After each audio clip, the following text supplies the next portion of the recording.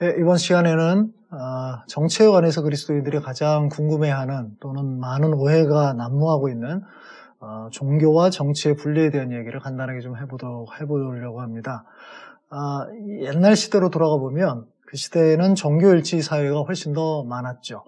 그래서 종교인이 주도하는 정치를 주무르는 이런 시대도 있었고요. 중세 시대가 그런 시대라고 볼 수 있었죠. 교황이 정치 권력까지 이제 주물렀던 시대. 이것이 현대에도 그대로 있습니다. 지금 이란 같은 경우에 예전에 호메이니가 나타나서 이란 혁명을 했거든요. 그거는 종교인이 정치까지 주무르는 그런 시대 모습이 있었죠. 근데 반대로 정치인이 종교까지 주물렀던 시대도 굉장히 많았었죠. 이제 로마 시대의 시저 같은 경우도 그런 거에 해당되고요. 지금 현대는 일본 같은 경우가 정치인들이 이제 신도라는 것을 이용하는 경우들이 있습니다. 이렇게 예전 시대에는 정교일치 사회가 훨씬 더 많았는데, 그러다 보니까 한 나라가 한 종교만을 이제 선택해서 국교로 삼게 되죠. 그러면 어떤 결과가 나타나죠? 다른 종교를 믿는 사람들은 엄청나게 박해를 받게 되는 겁니다. 그러니까 그 나라에서 살 수가 없게 되는 상황이 벌어지겠죠. 그러다가 그 정치가 좀 이제 힘이 약해지면 다른 종교를 믿는 사람들이 반란을 일으키게 됩니다. 이렇게 되면서 종교 전쟁이 빈번하게 발생을 하게 되는 거죠. 기독교, 이슬람, 기독교 내에서도 개신교와 카톨릭, 이런 갈등들이 계속 이제 발전되는데, 이러다 보니까 사람들이 이거 정치 때문에도 전쟁이 일어나고 그런데 종교 때문에 전쟁이 일어나면 우리가 모두 다 죽는 거 아니냐. 그래서 여기서부터 생각이 발전되면서 우리가 정치와 종교는 좀 분리하자. 정치는 정치인들에게 맡겨두는 게 좋지 않겠나. 그래서 이런 생각이 본격적으로 싹 튼 게 프랑스 대혁명이었습니다. 그래서 그때 이제 요 기본적인 생각들이 나오고 이것을 미국이 받았죠. 그래서 1776년에 미국이 독립을 하면서 헌법에 이 가치를 그대로 집어넣습니다. 그래서 1791년에 수정헌법 1조를 보면 정확하게 이제 표현이 되어 있죠. 의회는 국교를 설립하거나 종교의 자유로운 실천을 금지하는 어떤 법도 만들 수 없다. 이런 식으로 조금 좀 복잡한데요. 이거는 이제 역사적 배경이 있어서 그렇죠. 그 얘기는 좀 넘어가고요. 우리나라도 재헌헌법부터 이 정교 분리 조항이 그대로 들어가 있습니다. 그래서 1조에는 20조 1항에 모든 국민은 종교의 자유를 가진다라고 얘기하고 있고요. 2항에는 국교는 인정하지 아니하고 종교와 정치는 분리한다. 자, 이거는 많이 들어보셨을 거예요. 이것이 의미하는 바가 무엇인가? 일단 좀 정확하게 이해를 해봐야 되는데, 첫 번째는 종교의 자유를 보장한다는 뜻입니다. 그러니까 우리나라의 시민이라면은 어떤 종교를 가져도 괜찮다는 얘기죠. 그래서 국가가 어떤 시민의 종교를 가지는 자유와 권리를 박탈하거나 강제로 어떤 종교를 갖게 하도록 만들 수는 없다는 얘기죠. 두 번째 의미는 그렇기 때문에 이게 연결된 거죠. 국가가 어떤 한 종교를 국교로 제정할 수 없다는 거죠. 그러니까 대통령이 기독교인이라고 해서 내각의 전부가 기독교인이라고 해서 우리 대한민국의 종교를 이제 기독교로 해야 돼. 이렇게 제정할 수 없는 거죠. 그거는 첫 번째 항목이 어긋나잖아요. 종교의 자유에 어긋나지 않습니까? 그래서 국교의 제정을 금지하는 거란 말이에요. 근데 여기는 좀 더 확대되면 국교 제정도 못할 뿐만 아니라 어떤 한 종교만 특혜를 주는 것도 금지하고 있는 거죠. 그러니까 종교는 국가는 이런 면에서 종교에 대해서 중립적인 입장을 취해라라고 얘기를 하고 있는 거죠. 그래서 이렇게 만든 이유는 정치와 종교가 결합이 됐을 때 이 권력이 어마무시하게 커지거든요.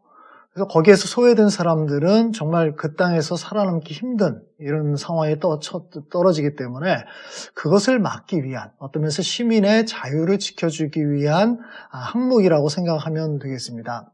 근데 여기서 우리가 두 가지를 좀 구분해야 되는데요. 하나는 절대적 분리라는 게 있고 또 하나는 상대적 분리라는 게 있습니다. 이 절대적 분리, 보통 이제 사람들이 생각할 때 정치와 종교 분리돼야 된다 얘기를 하면 절대적 분리를 생각을 해야 해요. 이게 뭐냐면 종교는 정치에 절대로 관여하면 안 되고 정치도 종교의 모든 활동에 절대로 간섭하면 안 된다라고 생각하는 거죠. 그렇죠? 여러분들도 아마 이렇게 생각하실 거예요. 그래서 뭐 제가 청년 시절에 그 보수교회를 다녔었는데 보수적 교회에서는 이 정교 분리를 내세우면서 그 당시에 이제 독재 정권이었거든요. 70년대 박정희 독재 정권, 80년대 뭐 전두환 독재 정권 이럴 시대에 많은 시민들이 또는 청년들이 이 독재 정권에 대해서 비판을 많이 했죠. 그래서 시위도 많이 했고요. 그때는 그 데모라고 많이 얘기를 했는데 그래서 그들이 워낙 불의한 일들을 많이 했으니까 밀실에서 정치를 하고 뭐 어떤 사람들은 선량한 사람들을 잡아다가 간첩으로 만들기도 하고 그래서 뭐 그 선고를 내리고 나서 하루도 안 돼서 사형 집행을 하고 이런 일들이 뭐 비일비재하게 일어났죠. 그래서 많은 시민들이 이거는 안 된다. 이거는 막아야 된다라고 하면서 시위를 하고 데모를 하러 나갔습니다. 근데 그때 보수적인 교회 목사님들이 뭐라고 얘기를 했냐면 정치와 종교는 분리다. 그러니까 기독교인들은 정치인들이 어떻게 하든지 간에 절대로 관여하지 말아라. 비판조차 하지 말아라. 이렇게 얘기를 한 거예요. 제가 10대, 20대를 이런 시대를 보냈는데 저는 목사님들이 그렇게 얘기하니까 그게 옳은 줄 알았죠. 그래서 친구들은 뭐 기독교인이 아닌 친구들은 굉장히 많이 나가서 그 시위도 하고 데모도 하고 잡혀가기도 하고 뭐 두들겨 맞기도 하고 이런 일이 벌어지는데 저는 그걸 보면서 안타까운 마음이 있었지만 기독교인이니까 정치와 종교는 분리돼야 된다라는 이 가르침을 들었으니까 우리는 시위를 하지 말고 대놓고 반대하지 말고 그냥 우리 기독교인들이 모여서 기도만 하자. 하나님께서 알아서 처리해 주시겠지. 이렇게 생각을 했던 거예요. 근데 이거는 정교 분리를 오해했기 때문에 나온 생각입니다. 근데 나중에 이제 알고 봤더니 실제로 그렇게 가르쳤던 목사님들이 어떻게 했죠? 그 당시 정치 지도자들 지지하는 입장을 표명을 했잖아요. 여러 번 그랬습니다. 그거는 우리나라 초대 대통령 이승만 때부터 보수 기독교와 아주 밀월 관계를 형성을 했죠. 그래서 그 당시에 뭐 4.4 5.18개헌이라든지 3.15 부정선거를 했을 때도 기독교계에서 지지 성명을 했어요. 이승만 대통령 지지하는 점. 그럼 반대하는 거는 종교 분리로 안 되고 지지하는 거는 괜찮습니까? 이건 말도 안 되잖아요. 그렇죠? 그러면 중립을 지킨다면 반대도 하면 안 되고 지지도 하면 안 되는 건데 그렇지 않았죠. 박정희 대통령이 들었었을 때 삼선개헌을 또 하죠. 거기에 대해서도 기독교인들이 또 지지합니다. 많은 대형교회 목사님들이 이거는 구국의 결단이다 라면서 지지를 해요. 유신개헌을 했을 때도 마찬가지죠. 5.18 광주민주화 항쟁이 일어나고 얼마 지나지 않아서 전두환이 정권을 거의 다 장악을 했죠. 물론 실제로 대통령이 오른 건 81년이지만 80년 8월에 이제 국가조찬기도회를 모였잖아요. 그때 보수기도 교회에 목사님들이 모여서 전두환을 뭐라고 얘기합니까? 여호수아와 같은 지도자라고요. 지금 대한민국 국민 중에서 그렇게 생각하는 사람은 거의 없을 건데 그때 한국교회 보수적인 목사님들이 이런 식으로 지지하는 이야기를 그 앞에서 했던 거죠. 물론 이제 그렇게 안 하면 그 시대에 살아남기 쉽지 않았을 거다라는 생각은 좀 하지만 그럼에도 불구하고 어떻든 간에 그들은 정치 참여를 한 거죠. 그렇죠? 종교 분리를 말로는 내세웠지만 실제로는 정치를 참여한 거죠. 그들을 지지했으니까. 그러니까 어떤 한 정파를 지지했으니까요. 그러니까 정말 말로는 완전 절대적 분리를 주장을 했지만 실제적으로는 종교 유착을 해왔다라고 볼 수가 있을 겁니다. 근데 이론적으로 볼 때는 이 절대적 분리는 옳지 않습니다. 그래서 더 정확한 그 개념은 상대적 분리예요. 상대적 분리라는 것은 뭐냐면 교회가 예를 들어서 다른 종교에 비해서 부당한 대우를 받게 되면 어떻게 해야 됩니까? 가만히 있어야 되냐? 아니죠. 정부에 대해서 항의할 수 있죠. 그렇죠? 그 다음에 적극적으로 뭔가 조치를 취해달라고 요구를 할 수도 있단 말이에요. 또는 종교는 정부가 또는 정권자들 가만 보니까 너무 불의를 일삼고 의로운 사람들 막 핍박하고 죽이고 이런 일이 벌어지면 나는 종교 분리야. 그래서 입 딱 닫고 있다. 이게 종교인의 의무는 아니잖아요. 오히려 그것을 지적하고 문제를 제기하고 바꾸도록 노력을 해야 되는 거잖아요. 그러니까 이거를 절대적 정교 분리라고 생각한다면 그걸 못하게 되는데 정확하게 얘기하면 상대적 분리이기 때문에 이렇게 할 수가 있는 거거든요. 그러니까 잘못된 정부에 대해서 항거를 해야 되는 거죠. 예전에 히틀러 치하에서 많은 독일 국민들이나 기독교인들이 이 정부가 히틀러가 그렇게 하는 것에 대해서 거의 말하지 못했거든요. 근데 그때 보네포를 비롯한 고백주의 이제 교회 성도들이 아니다, 너희들은 불의를 행한다.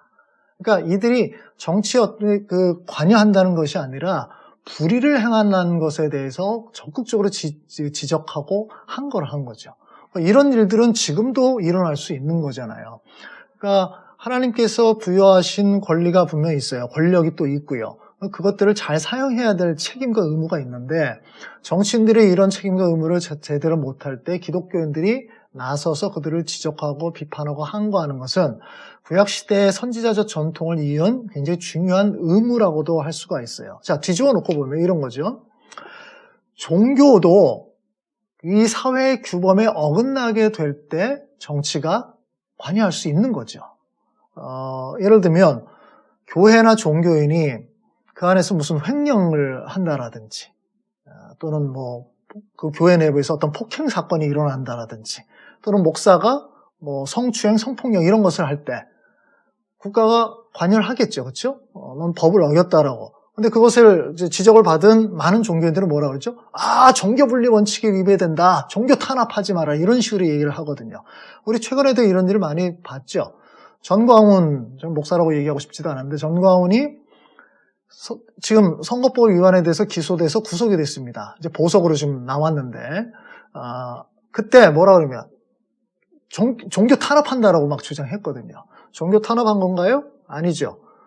선거법이라는 실정법, 대한민국의 실정법을 어긴 거잖아요. 이것에 대해서 처벌을 하는 것은 종교분리 원칙에 위배되는 게 아니다라는 것이죠. 최근에 코로나19 사태로 정부 쪽에서 사회적 거리두기라든지 이런 지침을 내렸습니다. 또는 행정명령 같은 걸 내렸죠. 그걸 따라라. 그런데 어떤 교회가 그것을 지키지 않으면서 예전 방식대로 예배를 드리고 있는 거예요. 이것도 이제 정광훈 목사의 그 사랑제일교회가 대표적인데, 처음 들어갈 때 체온을 재라고 얘기를 하죠. 그리고 마스크를 쓰도록 하고 예배를 드리더라도 1, 2m의 그 사회적 거리를 두기를 하도록 했는데 안 한 거잖아요. 그러면 그들도 위험에 빠뜨릴 뿐만이 아니라 그들과 접촉하는 수많은 시민들도 잠재적 위험에 빠뜨리는 것이니까 국가 입장에서는 사회의 안정을 위해서 이들을 규제할 필요가 있는 거죠. 그런데 이 교회에서 뭐라고 얘기를 하죠? 이거는 종교 탄압이다 라고 주장을 하는 거란 말이에요. 말끝마다 이런 식으로 교회가 문제를 일으키면서 거기에 대해서 정부가 관여에 들어가면 종교 탄압이라고 얘기하는 것. 이거는 정교 분리를 정확하게 이해하지 못했기 때문이에요. 지금 오프라인 예배를 못 드리는 게 아니죠. 그 지침을 지키면 예배를 드립니다. 그렇죠? 그러니까 예배를 못 드리게 했다라는 것은 틀린 말이란 말이에요. 예배를 드릴 수 있어요. 또 온라인 예배도 있고 최근에 나온 현상 주차장 예배도 있고 굉장히 다양한 방식으로 예배를 드리는데 그것을 국가가 금지하는 건 아니죠. 그것까지 금지한다라고 한다면 이건 좀 더 생각해 볼 문제가 분명히 있는데 그건 아니거든요. 다른 방식으로 좀 예배를 드려달라라고 얘기를 하는 것이고 이것이 사회에 또는 시민들의 안정을 위해서 필요하다고 얘기를 한 거죠. 그러니까 이렇게 교회나 또 종교인들이 실정법을 어겼을 때 국가가 관여하고 이들을 처벌하는 것은 전혀 종교분리 원칙에 어긋나는 것이 아니다. 앞으로도 이런 일들이 계속 일어날 겁니다. 국가가 뭔가 잘못했을 때 우리 그리스도인들이 그들을 지적하고 항거하는 일들이 필요할 때가 있을 것이고요. 반대로 종교인이나 교회가 어떤 잘못을 했을 때 국가가 관여해 들어오는 일도 계속 있을 겁니다. 요거를 잘 구분해야 될 필요가 있을 것 같습니다.